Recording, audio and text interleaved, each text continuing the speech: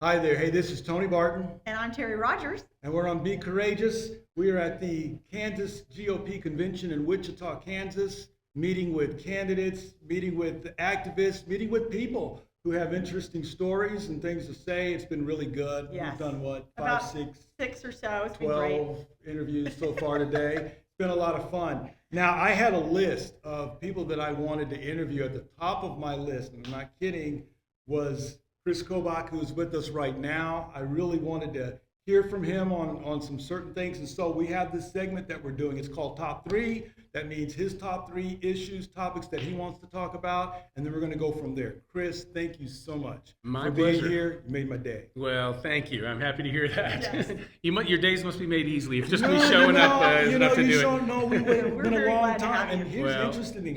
You were on with Alex Marlowe. What's it?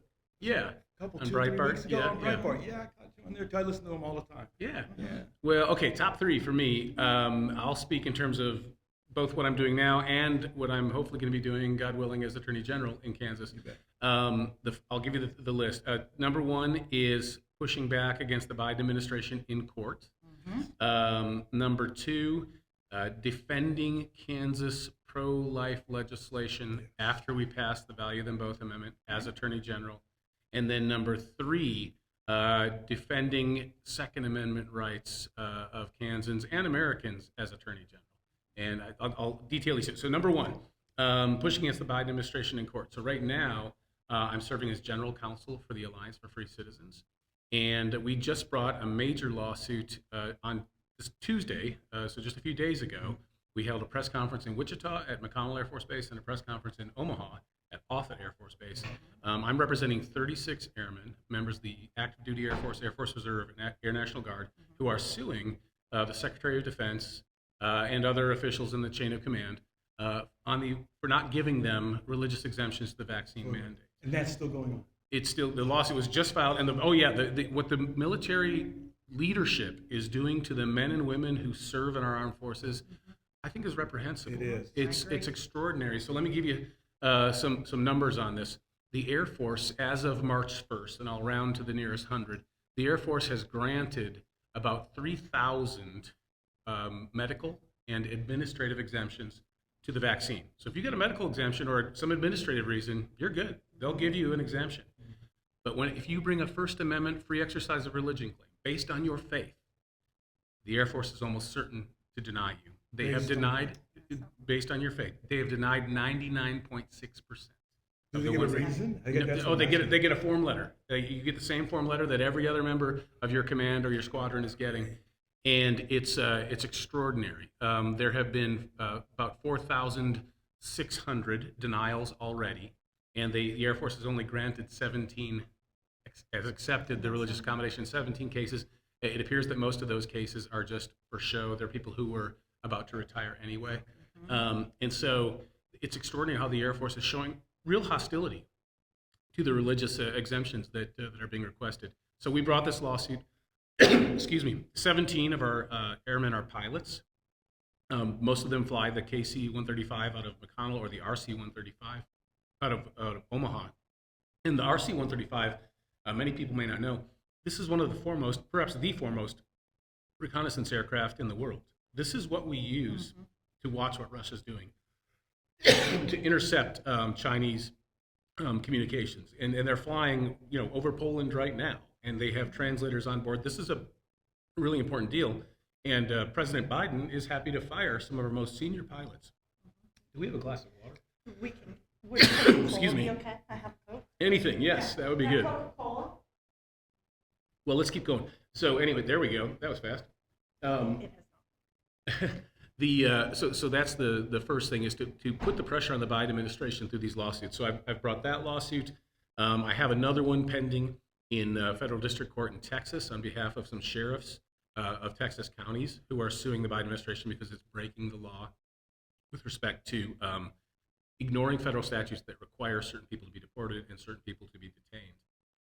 So the whole illegal immigration issue. Yeah, and I've realized since the Biden administration came into power that there is a real need to push back in court because Congress isn't going to stop them with Democrats in control. We have to go to the courts. We just won a big lawsuit against the OSHA vaccine mandate. I was representing representing some North Dakota employers and employees.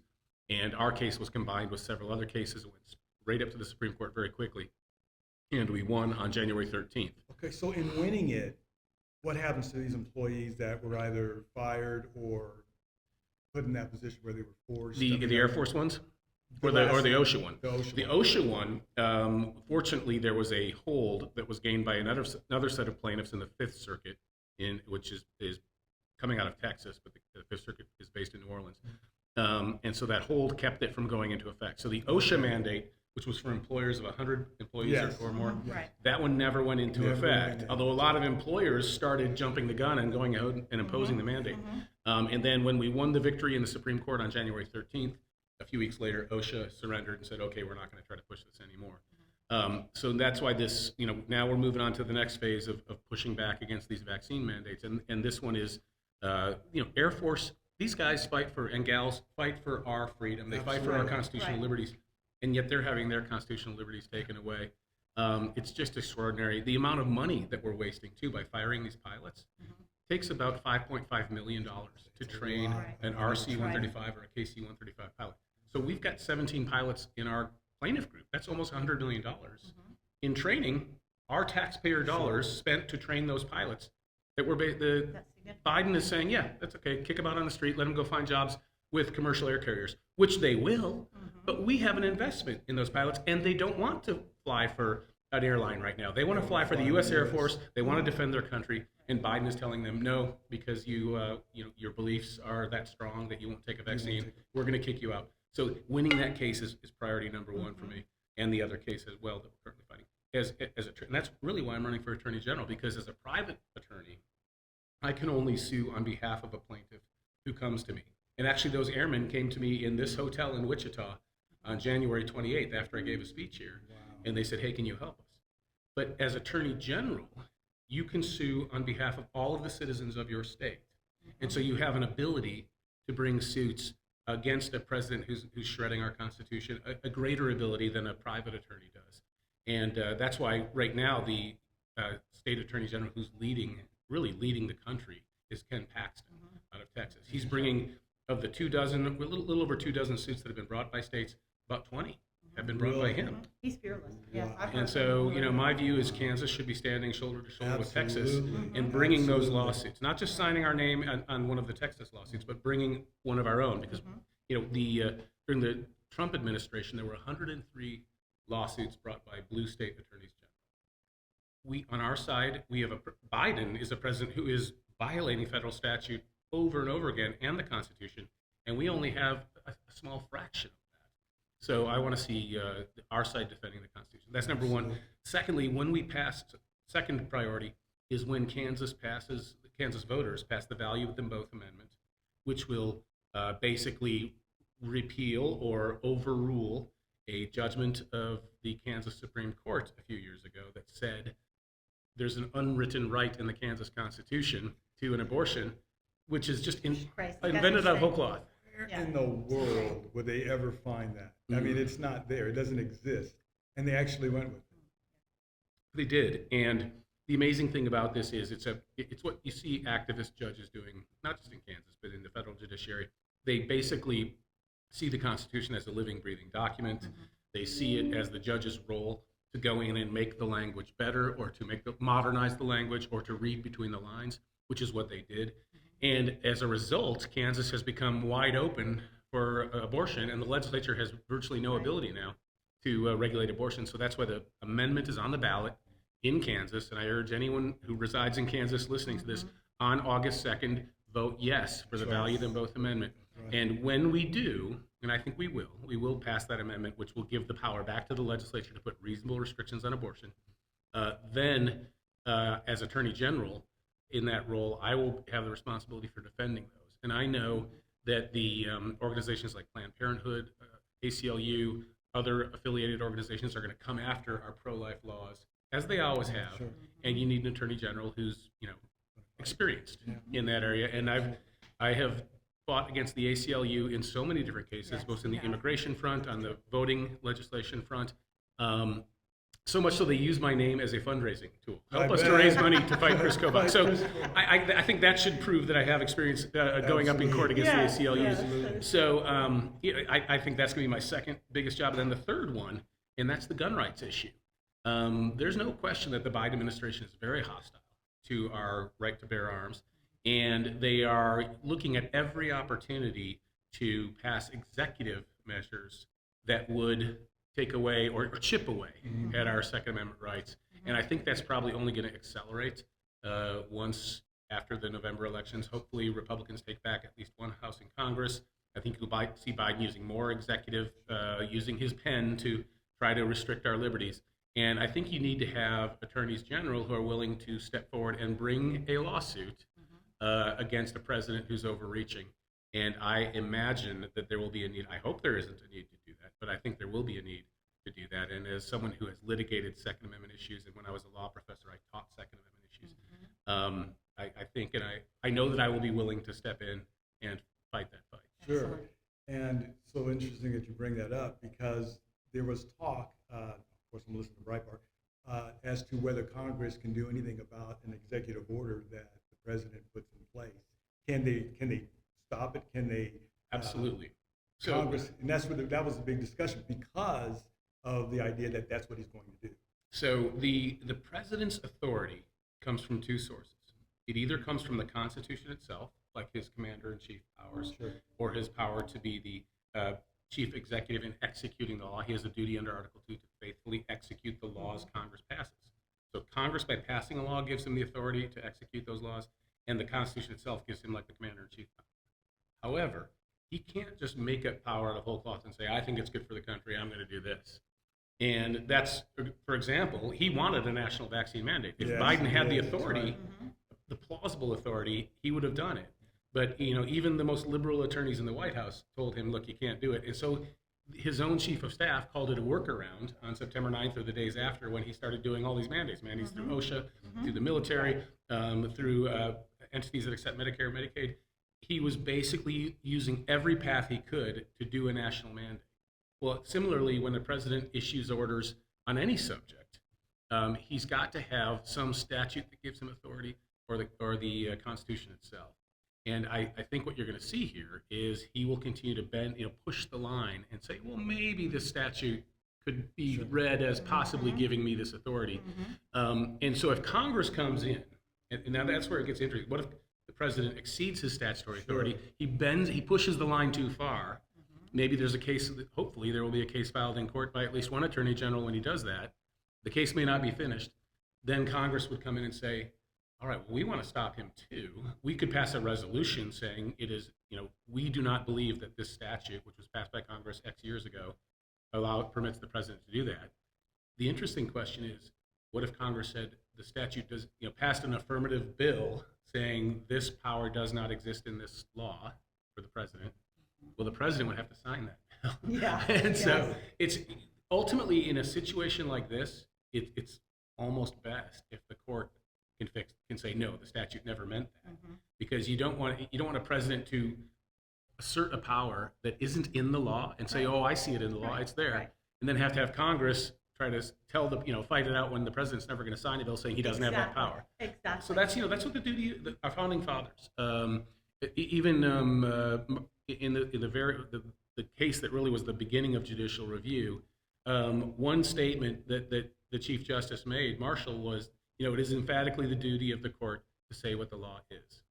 And that is the duty of all judges. When you're interpreting a law, you say, okay, this is what these words mean in the law. Now, hopefully judges will not be activists and make the words mean what they want them to mean. Right. But that is the court's duty. If someone says the law permits me to do this and they're overstepping their bounds, you do need a court to enforce those boundaries. And that was the genius of the founding fathers. They created the first written constitution that is enforceable against the government. The British will say, well, we have a constitution, it's unwritten, it's a bunch of traditions. The genius of the American system was we gave the world the idea of written constitutions that put a cage around the government. And that's where state attorneys general and judges and justices who are doing their job will confine the government and make sure that its powers are limited. That's great. That is, now, That is great. that is wonderful. You hit the nail on the head when you start talking about the workarounds. I think that's been the modus operandi of the Biden administration. OSHA, I worry about ESG, and the banking, big banks, implementation of ESG. I worry about public-private partnerships as a workaround. The government knows it cannot infringe upon our constitutional rights, but if a private company is doing this, what can we do? Our hands are tied. Yeah. I mean, one area where I think you're seeing that right now is in social media and in restricting freedom of speech, particularly restricting the speech of conservatives. Exactly. The government doesn't need to do it if they can get private entities like Facebook, like others, who are aligned with the left-wing interests of our current administration. Yeah. If they'll do it the bidding of the government, then you have this kind of unholy private partnership alliance where our rights are being restricted. Exactly. And that's one of the interesting things about our rights in the Constitution. There are rights against the government taking them away, and that's the way it should be. If you have statutes that govern what private entities can do, and that's where we need statutory reform with regard to the exception that these things like Facebook and Twitter and other places where you can post things, and then they get they're sheltered from the decisions they make. Exactly. Wow. Thank you. That's illuminating. Talking to you is always illuminating. Well, I don't know about that. No, it is, and it's really good. And when you look at what your job is and the things that you're going to do, in comparison to what we see happening, whether it be in the state of Kansas or across the nation, we do have to have people that are willing to step up and defend the rights of the people. I mean, that's without that, Well, one thing I mentioned to some people today at this convention is, attorneys are often chided and joked about for good reason, because the image of the ambulance chaser, the attorney who's trying to make a case where there is no case and trying to make some money where he wants to make a case. Sure. That's the bad side of the profession. But the good side of the profession is there are thousands of people out in the United States, or for example in the U.S. military whose rights are being denied right now. Right. And in those cases, they are looking for an attorney. They're looking for an advocate, a defender. Yes. And that's where attorneys need to be willing. And in my case, when I was approached by the airmen, I had to sit and think, this is a case, I have to take it, regardless of whether I have the time or, whatever stress it's going to put on me, because it's just that important. Thank you. And so there's another side. And I'm not the only one. There are other, like I say, Ken Paxton is doing great as Attorney General, and there are other conservative attorneys around the country in their private capacity who are trying to help. Like, for example, in this case, I'm working with lawyers from the America First Policy Institute, and they have stepped forward and said, okay, we'll put a few lawyers on this team too. So there are conservatives out there who will be willing to fight the fight, but there aren't enough of us. So if anyone's listening who's going to law school and is a conservative, your efforts are needed on this battle. Exactly. Well needed. Thank you for fighting the fight all the time. It's my honor. And thank you for being with us today. Yes. My So pleasure. I It's really great to talk to you appreciate guys. it. Likewise. And you are running for Attorney General for the state of Kansas. Yes. And I'm pretty excited about that. I'm Yep, looking forward me to too. it. Well, So good luck thank you. with everything, and good luck to your family. And thanks for being with us All today. right, I appreciate it. Thank Great to you. be with you both. Thank you. All right, until next time, be courageous.